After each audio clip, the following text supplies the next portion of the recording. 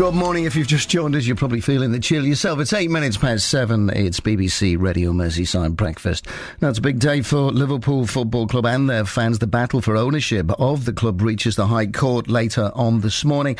They're charged with ruling whether Chairman Martin Broughton has the right to sell the club to New England Sports Ventures against the wishes of the current owners, Hicks and Gillett. Now, if Broughton is found to be acting correctly, then the proposed sale can proceed. Should the court rule against the chairman, then administration really is a genuine possibility. Now, if that happens, will New England Sports Ventures walk away, or will the rival bid from a Singapore billionaire win the club?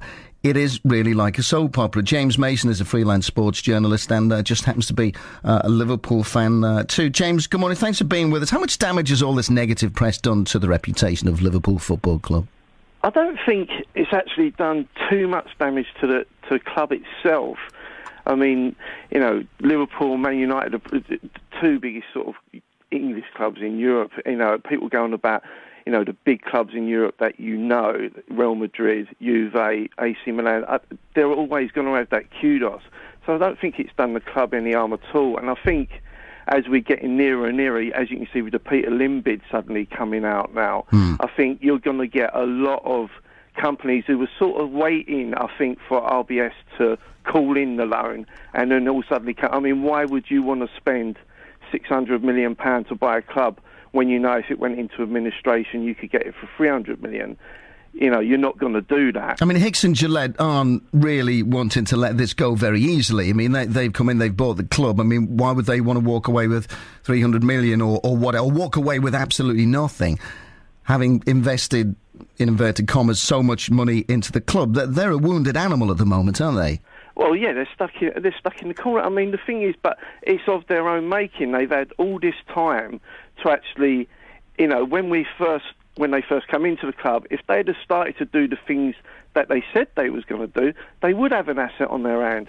Why they went down this route of, you know, keep borrowing, not investing in the club, not building the stadium, the more they went down that route, they was backing themselves into a corner, and the asset itself, Liverpool Football Club, was coming worthless to them, because at some point, you know, the amount of interest on the loans that was building up, they couldn't, well, they can pay. I mean, you know, these people have got their own wealth, but obviously they didn't use that to buy the club. They leveraged it out. And I think that is a problem that the Premiership have to look at as well once this is all sorted out. That, I mean, they couldn't go into an NFL club and leverage a takeover like that at 100%. I mean, they only allow 20%. I mean, what would you make of this rival bid from Peter Lim? Will it be looked at seriously? Because he thought he was out of the running, but he's upped his offer. I mean, it's fair to say that these people, you know, they're not buying the club because they love Liverpool FC and its great history and the people of Anfield and they love Stanley Park. These are businessmen, aren't they? Yeah, I mean, he's got nothing to do. The only sports thing, as you mentioned earlier, that he's got is Man United theme bars, and he's put some money into the Olympic team over there to develop youth, you know, the youth through there. But yeah, these people are in it. But hopefully, with the highlight of what's been happening at the club, the new people that are coming into it, you know, there's no one saying that you can't make money out of a football club.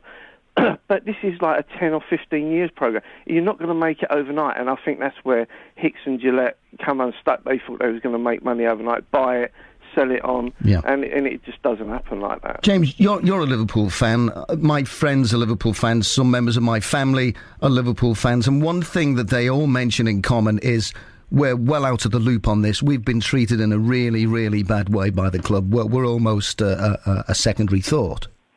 Yeah, I mean, I did.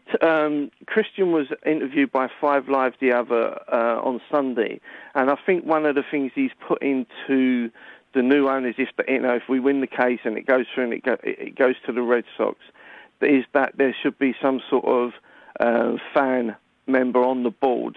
And I think that is the way forward. I mean, Rogan was talking about maybe having a 10% share of the club going, you know, that could go to the fans, even 20% where we could buy into that, like there was before. I mean, when David Moores owned the club, I mean, there were shareholders there. So something like that where we can put someone on the board there that could, you know, put our point of view across, would be more than welcome. But events obviously at Anfield have got to signal some kind of change in who can own and how they can operate part of our heritage, the football clubs in this country. Well, I just think that, it's not, as I said, there's no problem coming in and wanting to make money. It's just that you're not going to make quick money.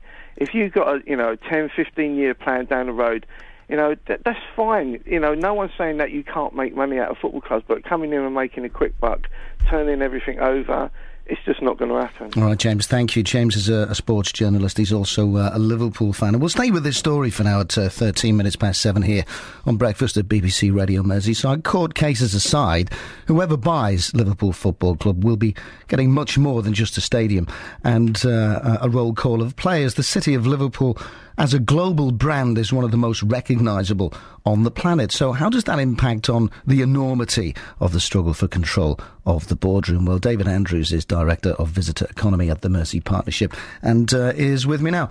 Good morning to you. Good morning. Morning. This gets more and more interesting by the day, really, doesn't it? Or frustrating if you're a Liverpool fan. But the name Liverpool is much more than just synonymous with football, isn't it?